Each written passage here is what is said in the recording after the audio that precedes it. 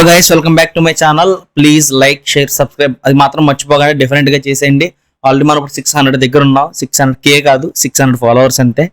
కొన్ని రోజులు మీరు కొంచెం కనికరిస్తే అలాగా 1000, 2000 అలా 10,000, 1 million కూడా వెళ్ళిపోద్ది. మీకు తెలిసిందే కదా. సో ఇవాళ రివ్యూ ఏ మూవీ కోసం అంటే, ఈ గుడికొచ్చి మనం ప్రసాదం తినకుండా ఎప్పుడన్నా వెళ్ళావా? అమ్మా కలుపుతున్నానమ్మా. మత్తు వదలరా పార్ట్ 2 మూవీ ఎలా ఉందంటే, మూవీ మొత్తం సినిమా మొత్తం సత్యదేనండి.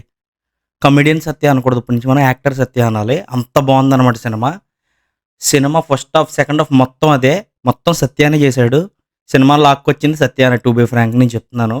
రితేష్ రానా ఈ స్టోరీ రాసుకున్నప్పుడు ఖచ్చితంగా వర్కౌట్ అవుద్దా లేదని ఆలోచించుంటాడు. అప్పుడు అనుకుని ఉంటాడు సత్య ఉన్నాడు కాబట్టి ఈ స్టోరీని ఈజీగా లాగేస్తాడు సత్య అని. సెకండ్ హాఫ్లో అంత ఎక్కువ కాదు కానీ ఒక బిట్ ఆఫ్ ల్యాగ్ అనకూడదు కానీ చిన్నది, పెద్ద ఏం కాదు అది.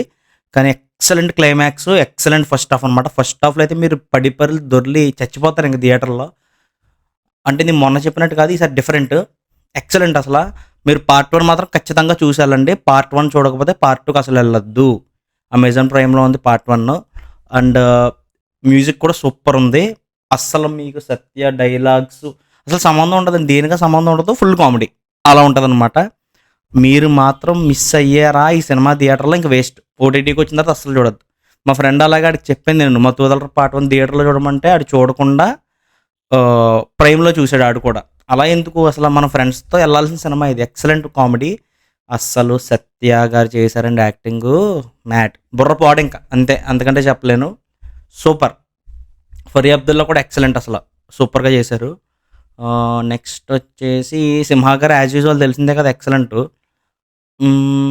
ఇంకా ఇంకేముందండి, సినిమా అయితే సూపర్ ఉంది, ఫుల్ హిలేరియస్.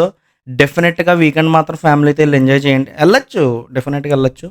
అంతేం అడల్ట్ కంటెంట్ కూడా అంత అస్సలు లేదు. చాలా బాగుంది సినిమా, ఎక్సలెంట్.